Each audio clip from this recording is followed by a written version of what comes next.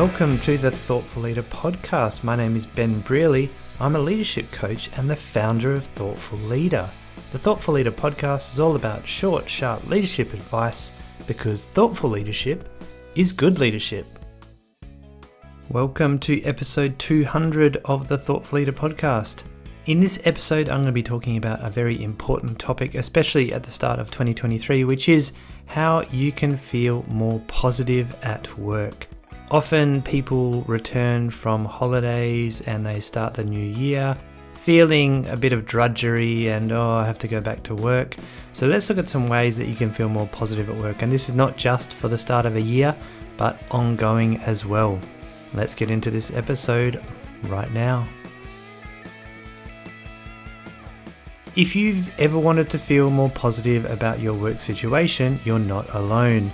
I remember lots of times in my career when I felt like my situation was all doom and gloom. There was too much work, too many unresolved issues, lots of politics in the workplace, and heaps of negative attitudes. My energy levels were quite low, and every time a new problem emerged, I would rather it just went away rather than seeing it as a challenge to be overcome. Now, in some work environments, negativity is so common that it feels all-consuming. You say negative things to other people, they agree with your negative comments and add more of their own, and before you know it, you're stuck in an environment where everything appears hopeless. And of course, there's lots of good reasons to try to feel more positive at work. Firstly, it's just sort of enjoyable to feel positive about the world and your life and your workplace and your team, rather than feel like it's all doomed. Now, positive emotions can also improve your health and well-being, which is obviously a big bonus for leaders, and leaders who feel better are likely to lead better with higher energy levels and more of a can-do attitude. Feeling positive is more likely to set a good example for your team as well. If you can approach problems with enthusiasm, your people can see that success is possible. Now, leaders who are overly negative can have team members feeling like it's all hopeless, as if there's no chance of success, so why should we even bother trying? It just means that people are likely to go through the motions. They're doing what they're told, but they know that there's no chance of success. Now, this can have the knock-on effect of a team starting to lose belief in their leader. They no longer feel that this person can take them where they need to go, and in turn, this can mean that team members become resistant and disruptive as they no longer feel the same level of respect they once did. Perceptions matter too. If your boss sees you with a positive attitude, you might just be seen as a go-getter and senior management material or other good things like that, whereas doom and gloom does not really inspire confidence. On the other hand, there is such a thing of being too optimistic, and there's a podcast episode number 140. I'd recommend you go back and listen to that. It is called Are You Being Too Optimistic? So I unpack that issue in that episode. You can find links to these episodes on the show notes page, thoughtfulleader.com/200. So over my time coaching various leaders in different industries, roles, and different countries, I've noticed a common trend. I usually ask how my clients feel about the conversation at the end of my coaching sessions to get a sense of what was useful and what wasn't. Now, my clients often tell me that they feel more optimistic after a coaching session. Now, is this because the coaching has solved all of their problems? No, it isn't, because often many people are working within messy political workplaces where there are complex challenges and no easy answers. Many problems are still there, but the difference is that the person is starting to see them differently. So coaching doesn't really actually change anything by itself, because after all, it's really a conversation between two people. What changes is the person's attitude to challenges and recognition of potential opportunities. The way they view their world can change too, and this helps them to take action, which is what really helps change happen. I'm not telling you this so that you go out and get coaching, but of course I think coaching is great and it's a big part of what I do for a living. And I'll put a link to the show notes page where if you want to have a coaching session with me, then you certainly can. And the show notes page again, thoughtfulleader.com/200. So get in touch if you think coaching's useful for you.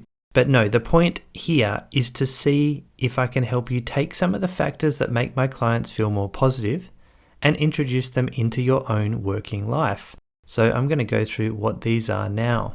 The first one I've spoken about before on different episodes, and it's about focusing on what you can control and what you can influence.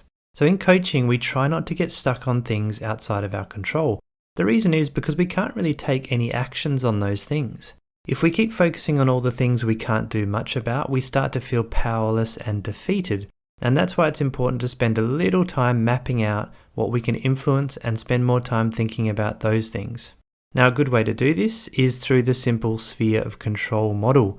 And I first came across this concept in the book 7 Habits of Highly Effective People. I draw it a little bit differently than they do in the book, but I like the way I draw it, so as 3 concentric circles. But anyway, I will whack this diagram on the show notes page as well, just so you can see, thoughtleader.com/200. As you'll be able to see in that diagram, there's 3 spheres. In the middle sphere are those things we can directly control, which is where we should spend most of our effort. Now we move out one level and we have the factors that we can influence. So this is the second sphere. Now move out one more layer and we can see in the sphere of concern the factors we can't do much about. It's not that we don't care about the things in the outer circle, it's just that we know we can't really do much to change them. So let's consider a simple work example. You can directly control whether you will have a conversation with your boss about a pressing issue they are going to make a decision about. And in some ways, this fits into the sphere of influence as well, because you are influencing your boss. Because you can't guarantee that they will listen to you or agree with you, you can only influence this. And when your CEO sets a new corporate strategy, you might not be able to do anything about this. It might fall in your sphere of concern, which means you might be thinking about it, but you can't really change it. Unless you're the CEO, of course.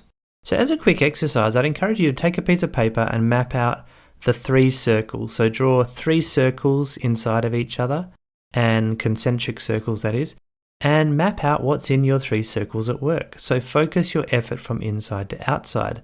First, the control. What can you control directly? Then what you can influence.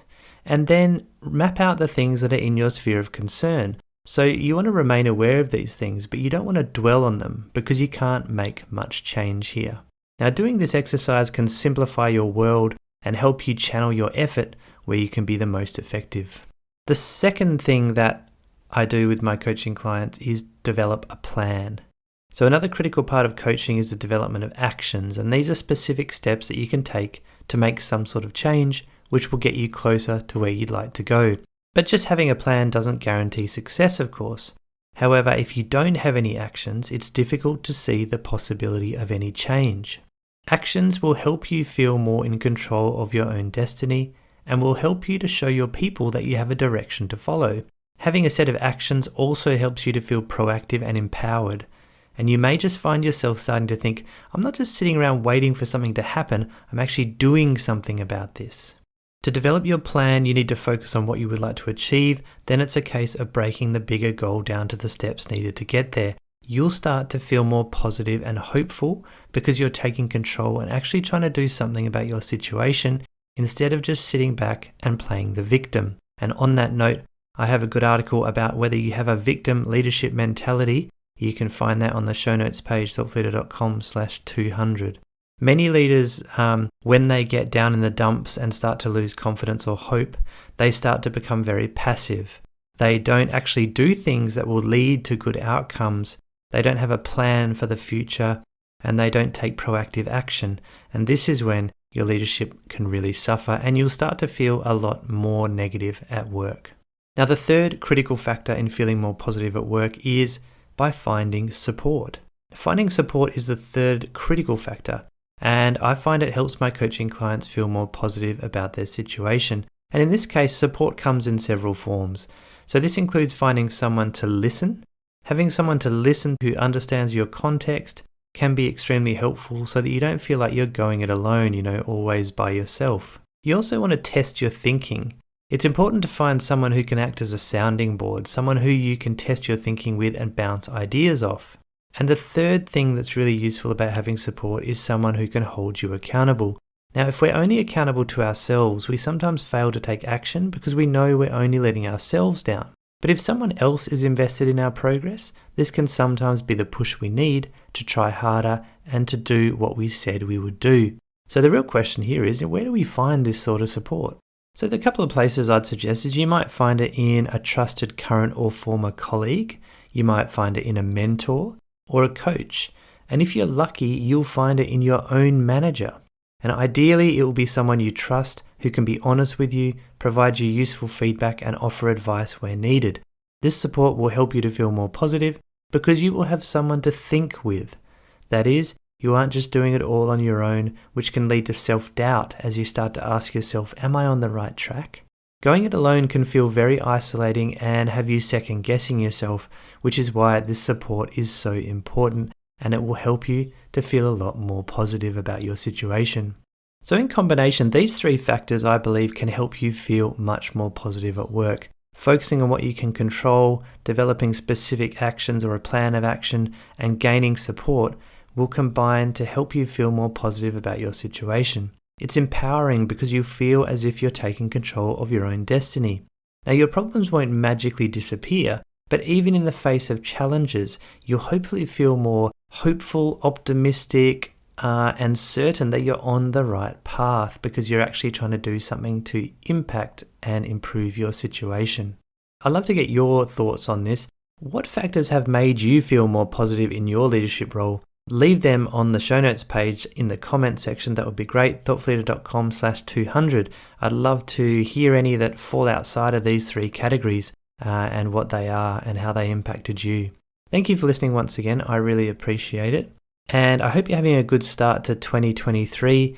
If you enjoy this podcast or find it useful, I'd love you to take a few minutes of your time to leave a positive review on Apple Podcasts or your podcast player of choice. Really helps me to get the word out and help more thoughtful leaders as well around the world. And of course, if you want to do some work with me, we definitely can organize a complimentary coaching session. You can apply for yours through the link on the show notes page, thoughtfulleader.com/200. And hopefully this podcast gives you some ideas on how you can start feeling more positive at work and start 2023 off with a bang.